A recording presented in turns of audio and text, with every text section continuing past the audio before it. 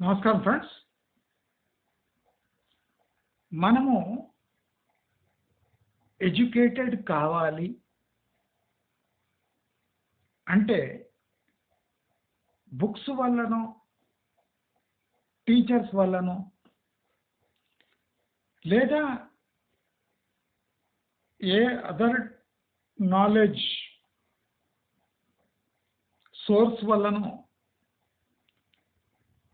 మనకు జ్ఞానం రావాల్సిన అవసరం లేదు.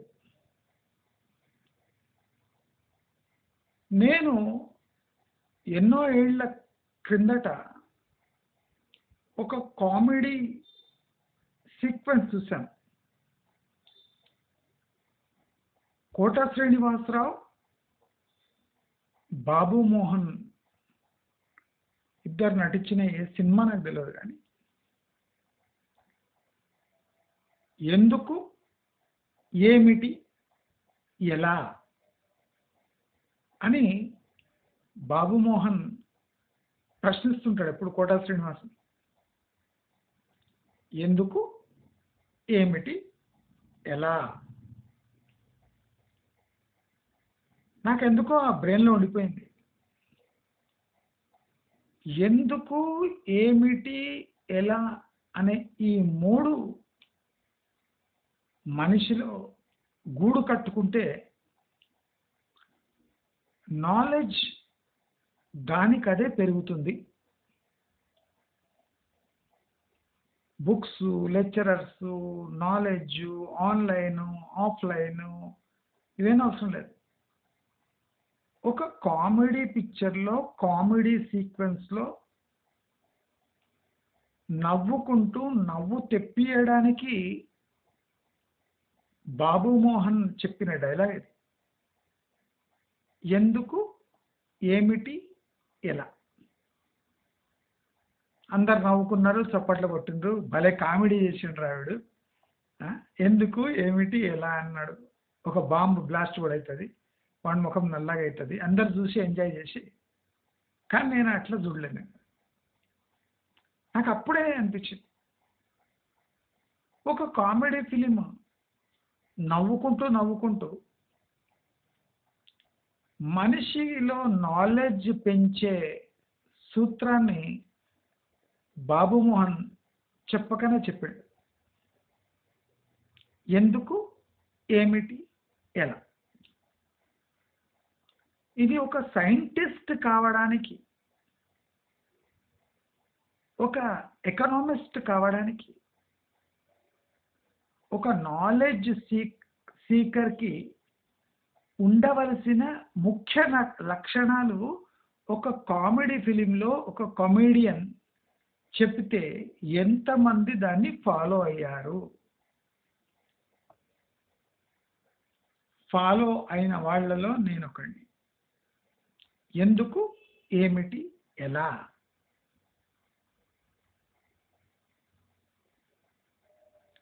ఈ ప్రశ్నలు ప్రతి సిచ్యువేషన్కి, ప్రతి ఒక ప్రాబ్లంకి, ప్రతి ఒక ఘటనకు మనము తగిలించగలిగితే ఎందుకు, ఏమిటి, ఎలా, తప్పకుండా మన నాలెడ్జ్ చాలా పెరుగుతుంది.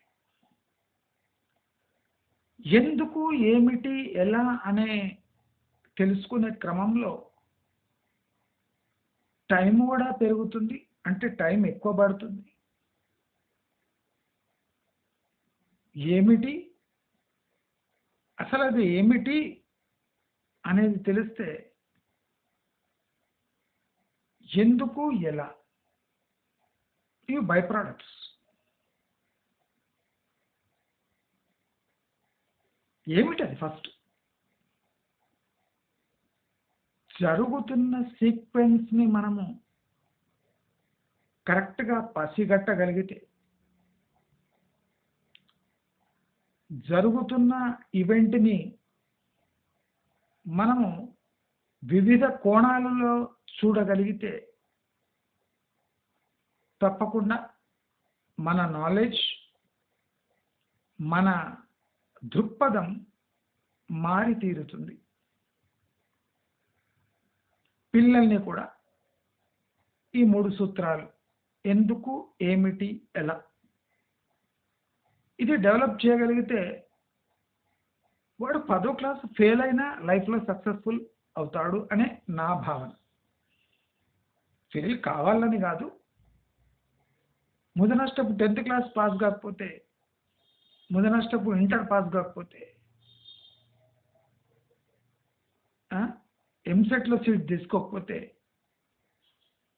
జీవితంలో జరిగే నష్టం ఏం లేదు. కానీ మనిషిలో ఎందుకు, ఏమిటి, ఎలా అనే ఈ 3 పాయింట్స్ చచ్చిపోతే మనిషి చచ్చిపోయినట్టు లెక్క. వాటిలో సారం ఏం మిగలదు. నెక్స్ట్ వాడేం చేస్తాడు, ఎందుకు, ఏమిటి, ఎలా తెలుసుకోనోడు కట్, కాపీ, పేస్ట్ చేసే అలవాటు అయిపోతుంది. బాబు మోహన్ చాలా వాల్యుబుల్నెస్ చెప్పకనే చెప్పాడు. Hats off. నేను ఇది ఎందుకు చెప్తున్నా అంటే, ఒక గవర్నమెంట్ పాలసీ, ఒక గవర్నమెంట్ చర్య, ఒక గవర్నమెంట్ ప్లాన్, ఒక పొలిటికల్ పార్టీ యొక్క వ్యూహం, ఒక పొలిటీషియన్ యొక్క స్పీచ్, అసలు దీన్ని డీకోడ్ చేసేది ఎవరు అంటే దీనిలోని మర్మము తెలుసుకునేది ఎవరు? అర్థమైందా? ప్రతి ఒక్కటి చాలా నార్మల్గా, స్మూత్గా, ప్రజలకు బాగుపడే విషయంగానే మనకంతా అవగతం అవుతుంది. కానీ దాని వెనుక ఉన్న మర్మమేమి తెలుసుకోగలిగితే మనం అది ఇప్పుడే చేయాలన్నా, టైం వచ్చినప్పుడు చేయొచ్చా, లేదా ముందే చేసి పెట్టుకోవాలన్నా, లేదా తర్వాత కూడా చేయొచ్చా అనే 4 జీవితానికి అవసరమయ్యే వ్యూహాలు మనం రచించవచ్చు. ఆ మర్మము తెలవాలి అంటే ఆ మనిషి యొక్క సైకాలజీ, ఆ ఘటన జరగవలసిన ప్లేస్లో దాని సీక్వెన్స్, ఆ ఘటన జరగక ముందు, జరిగినాక ఏం జరగవచ్చు అనే ఒక అప్రాక్సిమేట్ ఎస్టిమేషన్ మన జీవితాలని చాలా ఇన్ఫ్లుయెన్స్ చేస్తుంది. నేను ఇదంతా ఎందుకు చెప్తున్నా, నేను చాలా ఆలోచించే ప్రతి ఒక్క లైన్ చెప్తాను. అది కొంతమందికి క్యాచ్ చేయొచ్చు, కొంతమంది క్యాచ్ చేయకపోవచ్చు. తమ తమ లెవెల్పై ఆధారపడి ఉంటుంది, ఇంట్రెస్ట్ పై కూడా ఆధారపడి ఉంటుంది. ORR outer ring road, RRR regional ring road. Suppose ఇవి 2 రెడీ అయి మన ముందు ఉన్నాయి. సపోజ్ అంటే అది 3 years తర్వాత కావచ్చు. ఓఆర్ఆర్, ఆర్ఆర్ఆర్. ప్రభుత్వం ఏం చెప్తుందంటే ఈ ఆర్ఆర్ఆర్ అయిన తర్వాత ఈ ఓఆర్ఆర్, ఆర్ఆర్ఆర్ మధ్యలో ఉన్న భూమి హెచ్ఎండిఏ పరిధిలోకి వస్తుంది. ఈ హెచ్ఎండిఏ పరిధిలోకి వచ్చిన ఈ భూములు ఎంత ఉండవచ్చు? ఎంత ఉండవచ్చు? ఈ ఆర్ఆర్ఆర్, ఓఆర్ఆర్ మధ్యలో వచ్చే భూములు హెచ్ఎండిఏ పరిధిలోకి వస్తే మరి హైదరాబాద్ చుట్టూ భూముల ధరలు స్థాయి ఏ లెవెల్లో ఉంటుంది? చాలా మంది బాగా మరుగుతున్నారు. ఆర్ఆర్ఆర్ లోపల హెచ్ఎండిఏ లేఅవుట్లు వస్తే ఇక భూమి ధరలు ఆకాశాన్ని అంటుతాయి. ఏమంటారు? అదేంది ఒక డిటిసిపి, గ్రామ పంచాయతీలు ఇవన్నీ హెచ్ఎండిఏ పరిధిలోకి వస్తే భూమి ధరలు ఆకాశానికి అంటాలి కదా! ఎందుకంటావు? ఇదేం విచిత్ర వాదన! ఇక్కడనే ఎకనామిక్స్ అనే సబ్జెక్ట్ వచ్చి ఈ కచరా థింకింగ్ ఉంటుంది కదా, ఈ బుద్ధి లేని మాంద్యము మార్కెట్లో ఎకానమీలో రాలే, మాంద్యం ఇక్కడ వచ్చింది. మానసిక మాంద్యము అంటారు. ఈ డిసీజ్ వచ్చినప్పుడు ఏమవుతుంది తెలుసా? మానసిక మాంద్యం వచ్చినప్పుడు ఏదైనా పాజిటివ్ తీసుకునే డిసీజ్ స్టార్ట్ అవుతుంది. అంటే ఏది నెగిటివ్ అనిపించదు, ప్రతిదీ మన ప్రగతి కోసం డిజైన్ చేయబడుతుంది అనుకో. ఇది తరచూ రియల్ ఎస్టేట్ ఉన్న వాళ్ళకు ఈ డిసీజ్ కంపల్సరీ ఉంటుంది. నేను ఆ డిసీజెస్ గురించి 1 by 1 డిస్కస్ చేస్తాను. ఫస్ట్ మురళీమోహన్ డిసీజ్ చూసినాం, తర్వాత ఏం చూస్తున్నాం? మై హోమ్ రామేశ్వరరావు డిసీజ్ చూసినాం. సీక్వెన్స్లో వస్తున్నాం. ఈ డిసీజెస్ ఎట్లా స్టార్ట్ అవుతాయి, ఎట్లా ఎండ్ అవుతాయి?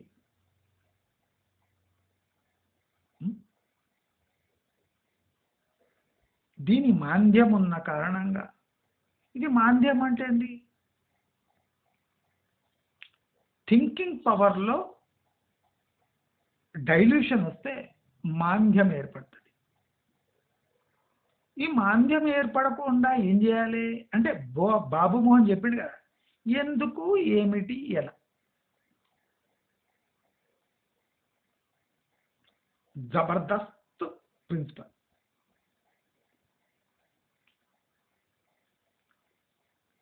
చాలా మందికి సూత్రాలు అంటే అది ఒక పెద్ద బుక్ తీసి దాంట్లో హ్యూమన్ సైకాలజీ, మన ప్లానింగ్, ఎడ్యుకేషన్, లైఫ్ స్కిల్స్. బాబు మోహన్ ఒక్క డైలాగ్ చాలు లైఫ్ని టర్న్ చేయడానికి. చాలా మందికి అది కామెడీ అనిపించింది, నాకు సీరియస్ ఇష్యూ అనిపించింది, అంతే తేడా.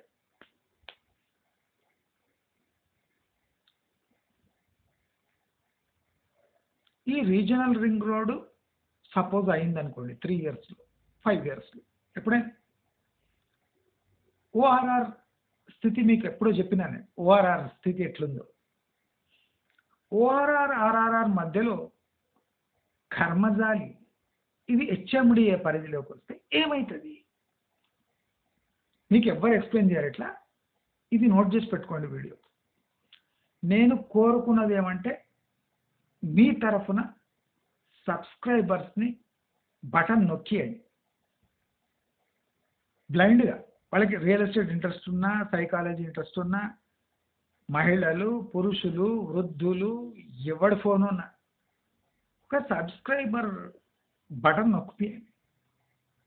ఎందుకంటే ఇది నా ఛానల్ని కాపాడే టైం వచ్చేసింది, అందుకోసం అడుగుతున్నా. లేకపోతే అడగను, నేను జనరల్గా అడగను.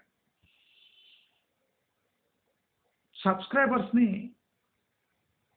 మీరు తలుపు తట్టి పట్టుకోరండి, ఎందుకంటే వాళ్ళని కూడా నేను డిప్రెషన్కి లోన్ చేయాలి. ఒక్కసారి సబ్స్క్రైబ్ చేసుకున్నానంటే వాళ్ళకు అవసరమైన, వాళ్ళ జీవితానికి అవసరమైన సూత్రాలు ఎన్నో చెప్తాను. జబర్దస్త్ కన్నా బాగుంటుంది నా వీడియోస్, ఇది మాత్రం షూర్. వాళ్ళకి చెప్పండి జబర్దస్త్ కన్నా బాగుంటుంది విండి, ఒకసారి సబ్స్క్రైబ్ చేసుకోండి అని చెప్పండి. చేసుకుంటారు, జబర్దస్త్ అనగానే చేసుకుంటారు.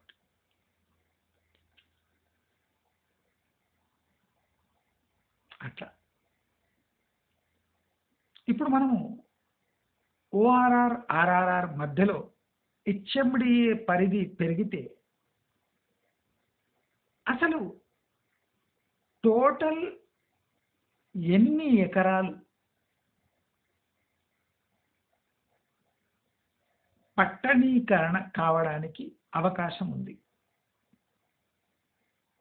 పట్టణీకరణ కావడానికి అవకాశం ఉంది, ఇప్పుడు కాలేదు, అది పట్టణీకరణ అవుతుంది. అంటే గ్రామ పంచాయతీలు, అడమైన పంచాయతీలు మండళ్ళు తాలూకులు అన్నీ పోయి హెచ్ఎండిఏ పరిధిలోకి వస్తాయి.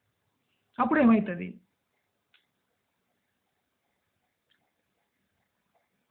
అప్పుడు పట్టణీకరణ అవుతుంది. న్యాచురల్ కదా అది, హెచ్ఎండి అంటేనే అది. అయితే ఎన్ని ఎకరాలు పట్టణీకరణ అవుతుంది? ఇది చాలా ఇంపార్టెంట్. మీరు గమనించండి, నేను స్లోగా చెప్తున్నా, మీ అందరికి అర్థం కావాలని చెప్తున్నా. లేకపోతే ఫటాఫట చేసి పడేస్తుంటే మీకేం అర్థం కాదు. ఎవరైనా అడిగితే సమాధానం చెప్పడానికి కూడా నా దగ్గర ఎవిడెన్స్ ఉంది. మీరు చూపించి మరీ చెప్పండి ఇది ఎవిడెన్స్. మరి ఇది చెప్పింది తప్ప రైటా అడగండి. ఇది పడుతుంది వాళ్ళకి మొత్తం. కర్మజాలి ఓఆర్ఆర్ ఆర్ఆర్ఆర్ మధ్యలో హెచ్ఎండిఏ అయిపోతే అప్రాక్సిమేట్ మళ్ళీ ఎగ్జాక్ట్ గవర్నమెంట్ ఫిగర్స్ ఒక రకంగా ఉంటుంది, మీకు తెలుసు. 32 lakh ఎకర్స్, 32 లక్షల ఎకరాలు హెచ్ఎండిఏ పరిధిలో వచ్చేస్తాయి. 32 లక్షల ఎకరాలు. అబ్బా చప్పట కొట్టండి. హెచ్ఎండిఏ పరిధి పెరిగిపోయింది. చప్పట కొట్టండి. గుడ్ శబాష్. ఏం ప్లాన్ వేసాను రా జబర్దస్త్. అయితే ఇప్పుడు ఏం జరుగుతుంది? సాగులో ఉన్న భూములు కూడా హౌసింగ్ కమర్షియల్ ల్యాండ్స్గా మారిపోతాయి. చప్పట ఒకటి. సాగులో ఉన్న భూములు కూడా మనకు అర్బన్ ల్యాండ్స్గా మారిపోతాయి. చప్పట్లు కొట్టేసినరా? కొట్ట. దీని పరిణామం ఏముంటుంది ఇప్పుడు వినండి. ఎకనామిక్స్ ఏం చెప్తే అది ఫాలో కావాలి. ఈ ఎదవలు సన్నాసులు పొలిటీషియన్స్, ఈ యూట్యూబ్లో వాహనాలలో కూర్చొని చెప్పేవాళ్ళు, వీళ్ళ మాటలు కొద్దిగా ఆగండి, వినండి. కానీ కొద్దిగా మీ డోస్ పెంచండి. అప్పుడు అందరూ సపాటైపోతారు. ఈ సాగులో ఉన్న భూములు పట్టణీకరణ చెందితే ఏమవుతుంది? అవి ప్లాట్లుగా మారుతాయి. దానివల్ల మొదటి ఎఫెక్ట్ ఏం పడుతుంది పట్టణంపై? కూరగాయలు, నిత్యావసర ధరలు ఆకాశాన్ని కంటుతాయి. దీనికి రియల్ ఎస్టేట్కి ఏం సంబంధం? ఏం లేదు. కాస్ట్ ఆఫ్ లివింగ్ పెరుగుతుంది. ఎకనామిక్స్ నీవు జీవిస్తున్నావు కదా, దాని కాస్ట్ అనవసరంగా పెరిగిపోతుంది. సరే పెరగని, పట్టణీకరణ జరుగుతుంది కదా, సాగు భూములు కమర్షియల్ హౌసింగ్ కోసం యూజ్ చేసినప్పుడు కూరగాయలు పండించడం ఆర్ఆర్ఆర్ దాటిపోతుంది. అంటే ఊళ్ళల్లో పండించబడుతుంది. ట్రాన్స్పోర్టేషన్ ఛార్జెస్ ఎక్కువైతాయి, దానివల్ల రేట్లు ఎక్కువైతాయి, దానివల్ల మన జీవించే కాస్ట్ ఎక్కువైపోతుంది. అదే చిన్నది కదా. పట్టణీకరణ వల్ల కోట్ల వాల్యూ పెరుగుతుంది. దాంట్లో కూరగాయల రేట్ ఎక్కువైతే మనకి ఏమవుతుంది? శబాష్, కరెక్ట్. టోటల్ ఎన్ని ఎకరాలు? 32 లక్షల ఎకరాలు పట్టణీకరణ. ఇప్పుడు ఓఆర్ఆర్ వరకు పరిమితమైన అర్బనైజేషన్ అంటే ఇప్పుడు పెరుగుతుంది న్యాచురల్గా. పట్టణీకరణ అయితే పట్టణం అని దూరం పోతుంటారు కదా, పోతారు. శంకర్పల్లి, మోకిల దాడతారు, ఇక్కడ ఆమన్గల్ దగ్గర వెళ్ళిపోతారు, మొత్తం విస్తరిస్తుంది. ఇక్కడ విస్తరించే వాళ్ళు ఎవరు? ఒకసారి ఆలోచించండి. నేను చాలా ప్లాన్డ్గా మెల్లగా చెప్తున్నా. ఈ మెల్లగా అంటే ఏం లేదు, మీ లైఫ్ చేంజ్ అయిపోతుంది. సబ్జెక్ట్ అర్థమవుతుంది. ఫస్ట్ ఇంపార్టెంట్ అది. ఎందుకు, ఏమిటి, ఎలా.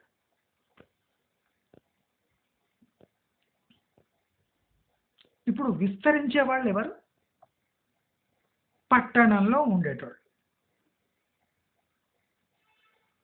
పట్టణంలో ఉండేటోళ్ళు బయట విస్తరిస్తారు. బయట శివారు ప్రాంతాలు అంటే ఆర్ఆర్ఆర్ బయట ఉండేటోళ్ళు ఆర్ఆర్ఆర్ లోపలికి వస్తారు.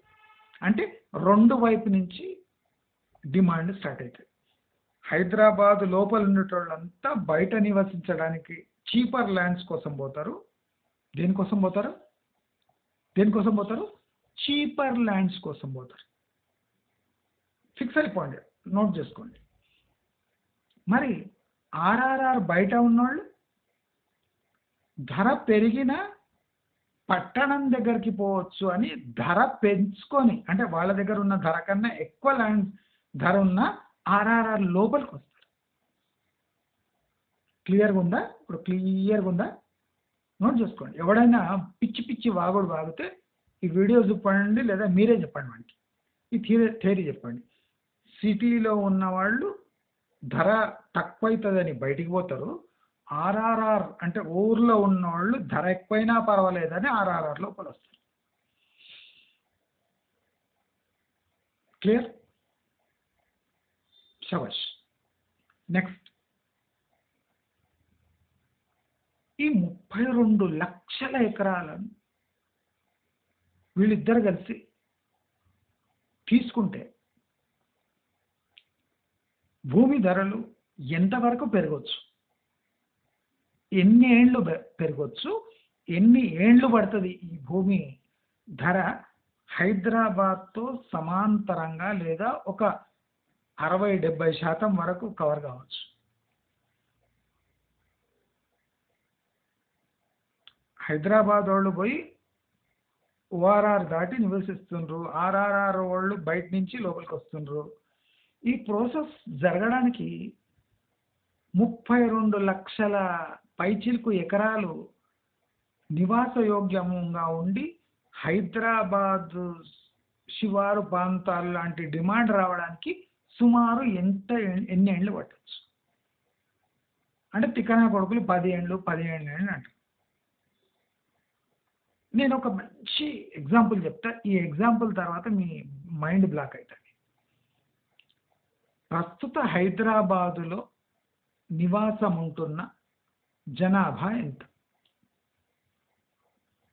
1,20,00,000. 1,20,00,000. మనకు అందుబాటులోకి వస్తున్న భూములు ఎంత? 32 లక్షల ఎకరాలు. నేను మంచిగా చెప్తా, క్లియర్గా నోట్ చేసుకోండి. బోర్ కొడితే కొంచెం కొట్టనేయండి, ఇంకా మీ లైఫ్ టర్న్ అయిపోతుంది. ఎవడు రియల్ ఎస్టేట్ వాడు మిమ్మల్ని చెవుల పువ్వు పెట్టలేడు.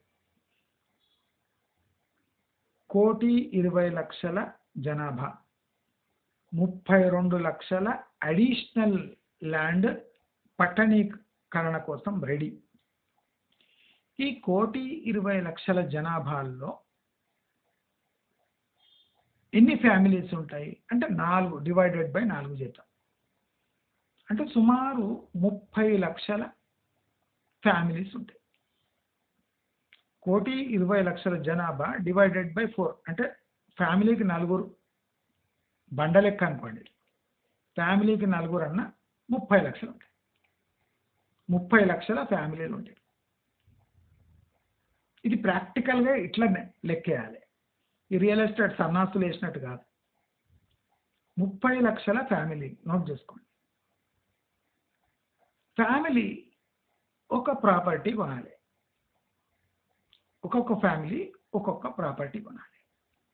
టోటల్ ఎన్ని లక్షల ఎకరాలు ఉన్నాయి? 32 లక్షల పైచిలుకు ఎకరాలు ఉన్నాయి పట్టణీకరణ కోసం రెడీ అని. అంటే 30 లక్షల ఫ్యామిలీస్, 30 లక్షల ఎకరాలు. అంటే ఒక్కొక్క ఫ్యామిలీకి ఎన్ని ఎకరాలు అవైలబుల్ ఉన్నాయి? 1 ఎకరం. ఒక్కొక్క ఫ్యామిలీ ఒక్కొక్క ఎకరాన్ని తీసుకుంటే మొత్తం ఆర్ఆర్ఆర్ లోపల ఉన్న టోటల్ ల్యాండ్స్ అన్నీ పట్టణీకరణ జరిగిపోతాయి. మరి ఇప్పుడు ఈ సన్నాసులు చెప్తున్న లెక్కల ప్రకారం ఎకరా ఎంత ఉంది? ఎకరా ఎంత ఉంది? 50 లక్షలు. ఎకరా ఎంత ఉంది?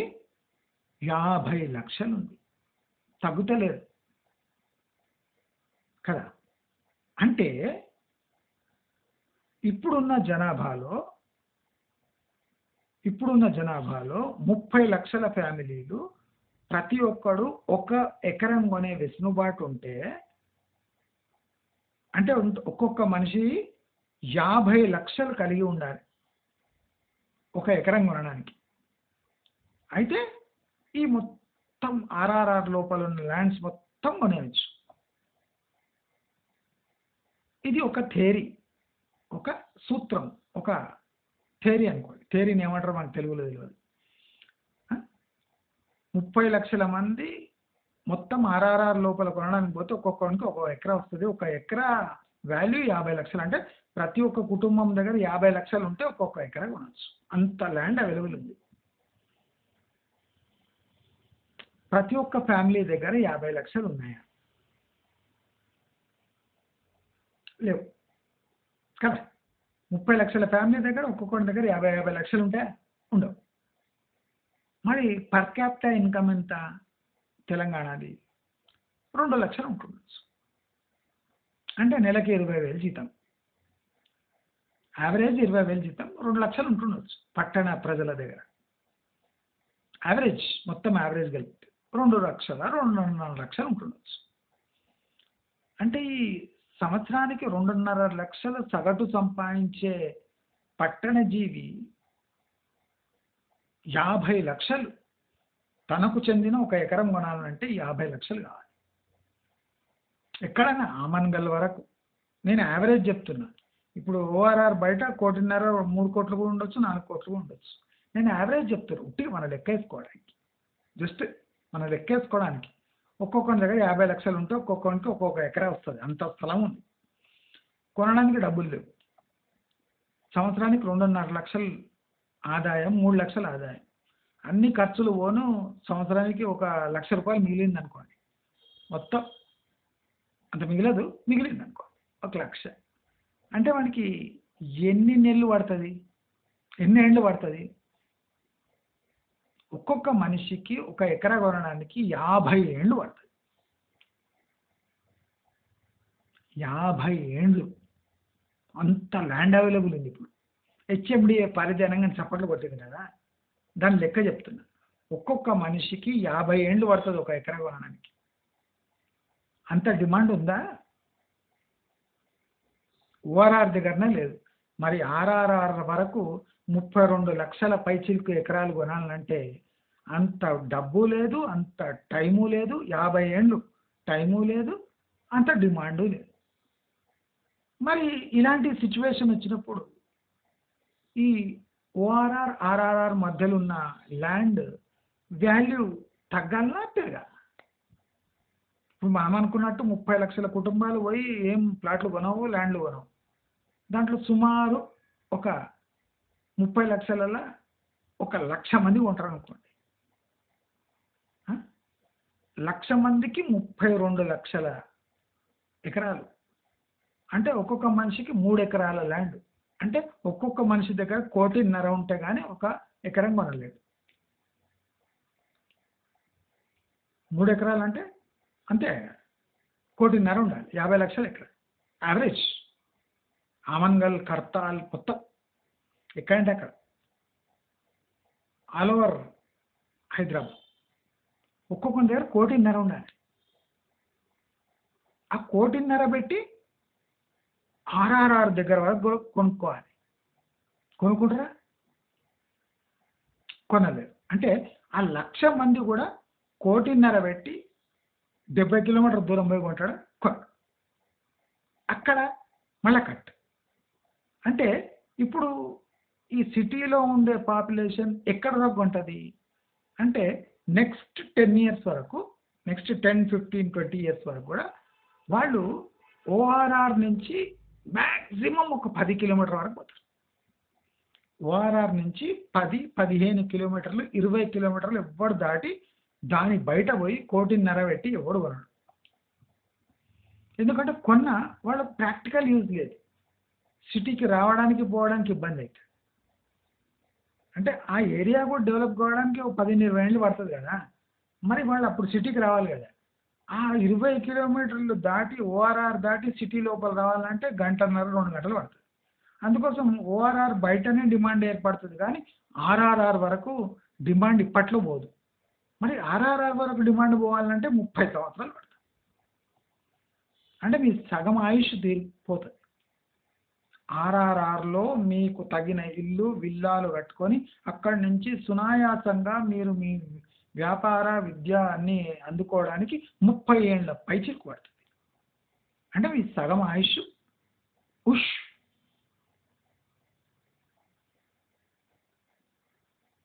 తేటతెల్లం అయిపోయింది కదా. ఇంకేమైనా ఎక్స్ప్లెయిన్ చేయాలనా? ఏం ఎక్స్ప్లెనేషన్ అవసరం లేదు. హెచ్ఎండిఏ పరిధిలో 32 లక్షల ఎకరాలు వస్తే మన 1,20,00,000 జనాభా,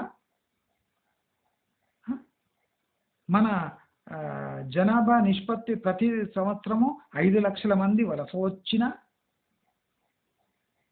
ఆ వలస ఉన్న వాళ్ళు ఫ్లాటు విల్లాలు కొనలేరు కాబట్టి అంటే పాసిబిలిటీస్ ప్రజెన్స్ అండ్ ప్రజెన్స్ ఏంది? హెచ్ఎండిఏ పరిధి 32 లక్షల ఎకరాలు. పాసిబిలిటీస్ ఏంది? ఎంతమంది ఈ భూములు ప్లాట్లు విల్లాలు ఫ్లాట్లు కొనగలరు, ఎంతమంది ఎంత దూరం వరకు పోయి నివాసాలు ఏర్పరచుకోగలరు.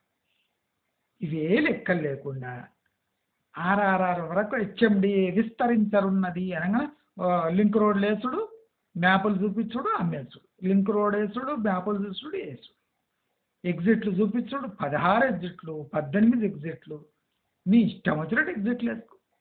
ఎగ్జిట్ అంటే సిటీ నుంచి బయట ఉండరా అని ఈ సన్నాసులకు ఎగ్జిట్ల దగ్గర తీసుకోవాలి. ఎగ్జిట్లు ఎక్కడున్నాయి? ఎగ్జిట్ దగ్గర భారీగా పెరగనున్న భూమి ధర అన్నట్టు. ఎగ్జిట్ అంటే సిటీ నుంచి బయట వెళ్ళిపోవారా సన్నాసులారా. కానీ ఎగ్జిట్ ఎట్లా తయారు చేశానంటే ఎగ్జిట్ దగ్గర.